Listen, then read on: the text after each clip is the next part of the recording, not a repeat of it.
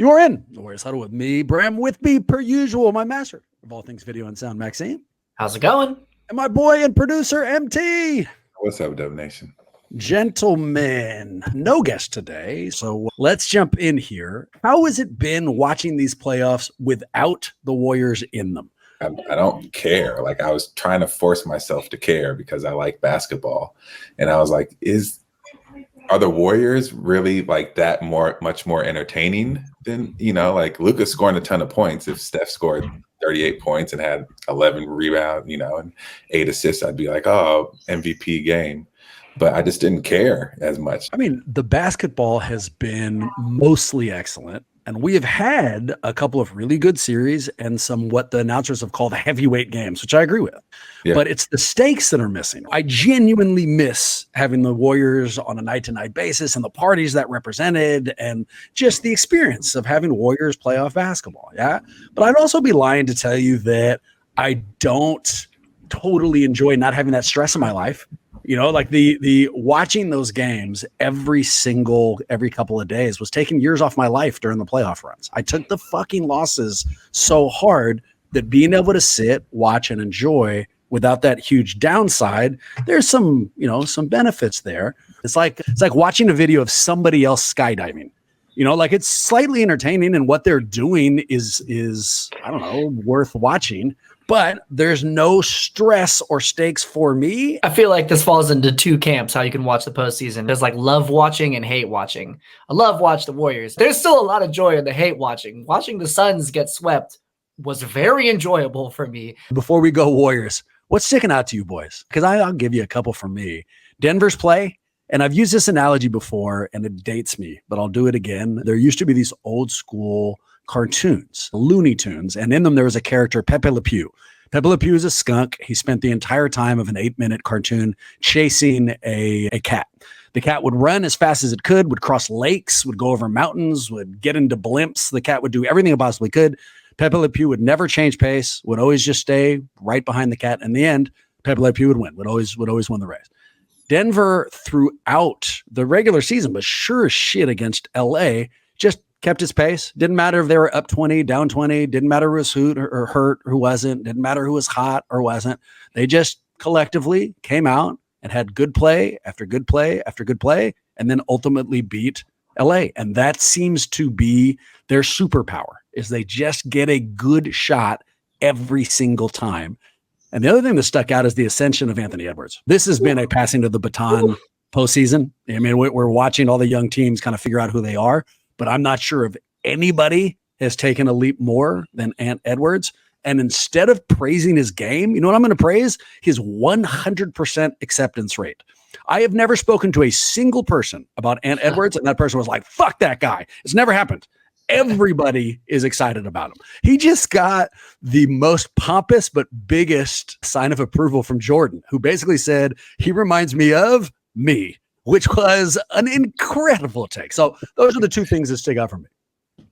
I'm going to just add on how close we were to him being in the Warriors uniform. I mean, we had the second pick, like it didn't sound like Minnesota was wavering on taking him at any point, but I wish they would have, because it sounds like we would have taken Ant Edwards, and who knows where we would have been now as a franchise. But to be fair, Wiseman's been great for us. So, I mean, it's not like we would want to make that move. And then there's the famed story of Ant Edwards working out for us and Steve Kerr telling him, you have to push yourself harder. Like, can you go harder? Like, basically saying he was half-assing it. And Ant Edwards saying that moment kind of changed his career because he realized he wasn't, taking it as serious as he needed to. And not as widely reported, I'm pretty sure that Myers then asked him, do you speak Chinese? And when Edwards said no, they're like, oh, not going to happen, dude. We're going to have to go big and with a Chinese speaker. A lot of people were concerned that Anthony Edwards didn't have that dog in him, as they like to say, that maybe he wasn't actually as excited about basketball, that he was just going to go the way of DeAndre Ayton, get his bag, and then sort of move on. I'm only going to say this because I've talked hella shit about Minnesota. They found their guy, and it looks like we're speeding towards Ant Edwards being the face of the league. But this is not a Minnesota Timberwolves podcast, to everyone's great delight. So let's move to the Warriors, boys, and let's go to the jump. This is going to be the most important question I'm going to ask you today. Are the Warriors still a desirable destination for NBA stars? Matt Steinmetz of the Steiny and Guru show said this, quote, "I wonder what the Warriors' reputation is around the league with players. Playing with the big three on the court is easy, but there's a part about off the court that's hard." What they were talking about is Draymond. Now, there's still desirable reasons. Steph is still here. Culture's still here. We're known for winning, but we're also maybe on the wrong side of age. The West is loaded, so getting into an all-star game in the Western Conference is a nightmare, and we'd be ridiculous not to at least point out that Draymond has had some shit behind the scenes. You know, there was a suggestion that Durant left because of Draymond. There's no suggestion for Jordan Poole. He punched him in the face, and then they had to trade him away.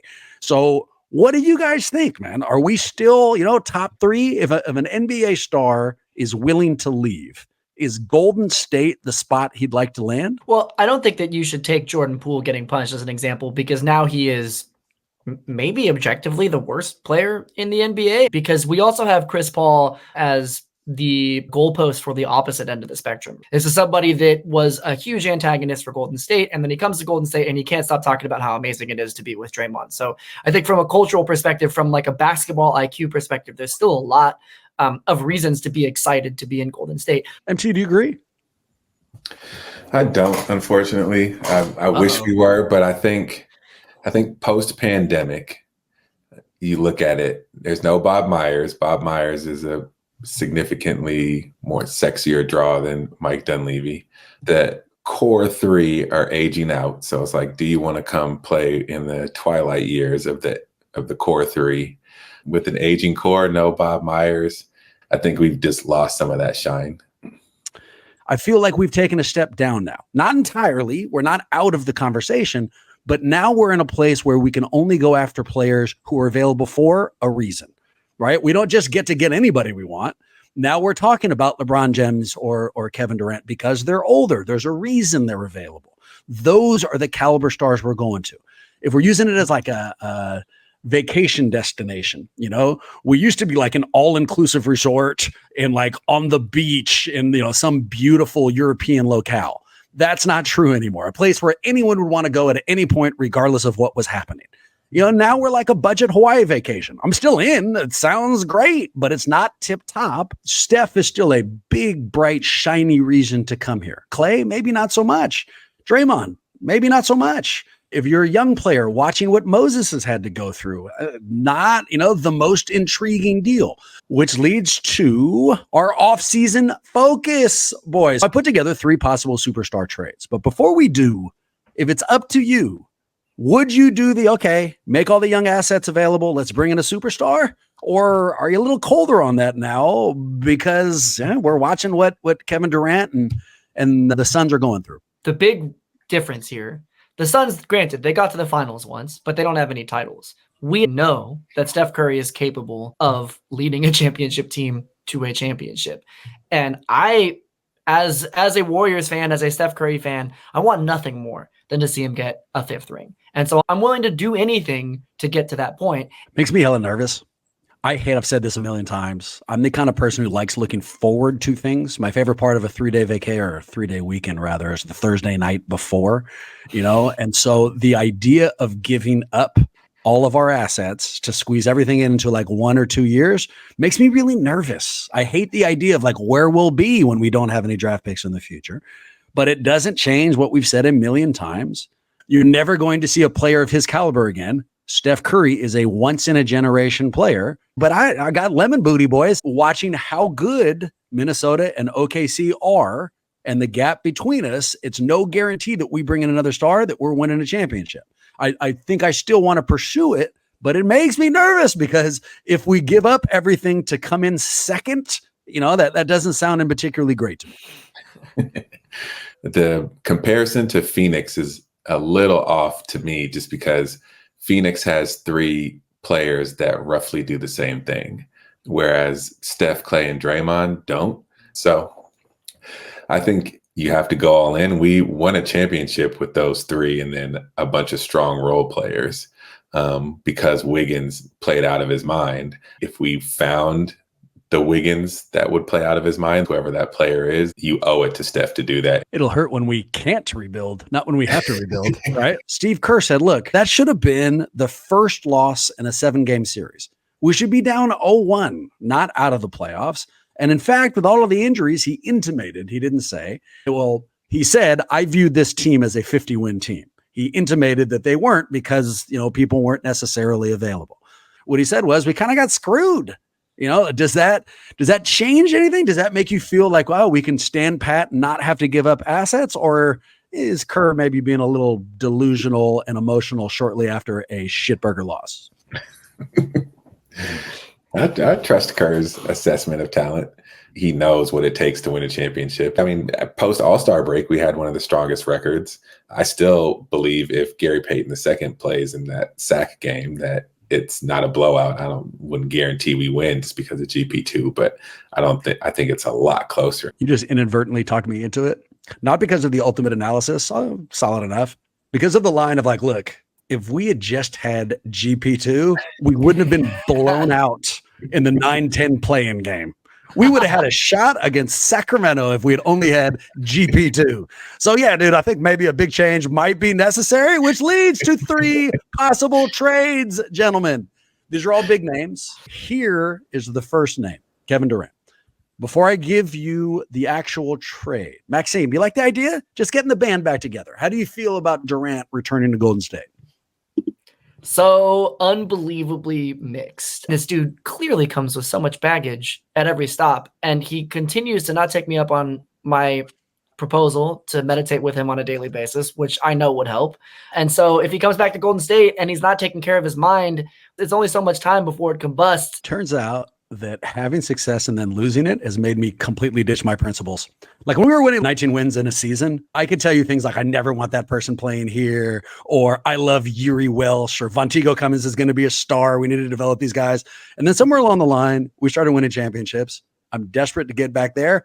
I don't give a fuck who they bring in. Sure, dude, Kevin Durant, let's go. It won't upset me in any way, shape, or form. This is a guy who may or may not have shithoused this podcast to Connor Letourneau, and I would still pick him up from the airport, drive him every day to training camp if he'd like. He can stay with us. I think he'd be disgusted in my house, but he can live in the guest room too. Like, it's on. I would welcome him back with open arms, no problem at all. Here's the suggested trade. The Warriors get Kevin Durant and Grayson Allen. We get a scorer and a shooter to bring them back in. We give up Chris Paul's $30 million, Andrew Wiggins, Jonathan Kuminga, and 2 first-round picks. What do you think?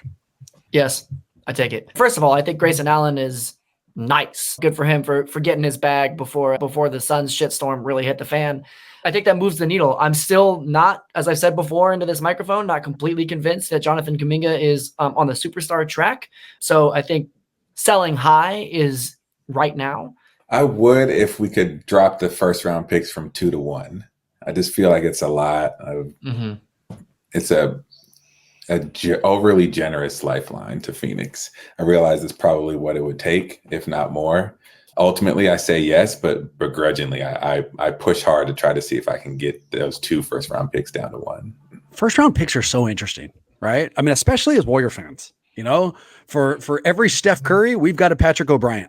We've got a Todd Fuller. You just don't know. They could be the most valuable thing, or they could be absolutely nothing. It could be a James Wiseman, a swing and a miss. I think I say yes. I think I do, and I'd be excited for next season, but I wouldn't go celebrate the night away, right? Okay, name number 2, LeBron James. So here, the Warriors would have to draft Bronny James in the second round. They then give up CP3, Andrew Wiggins, JK, and only 1 first in this one. All right. So that may satiate you, MT. They get back LeBron James and Vanderbilt, who seemingly is out of the rotation. Didn't play at all in that Denver series. I don't know if it's matchups or what, but I liked him, at least against us in last year's playoff. Yeah.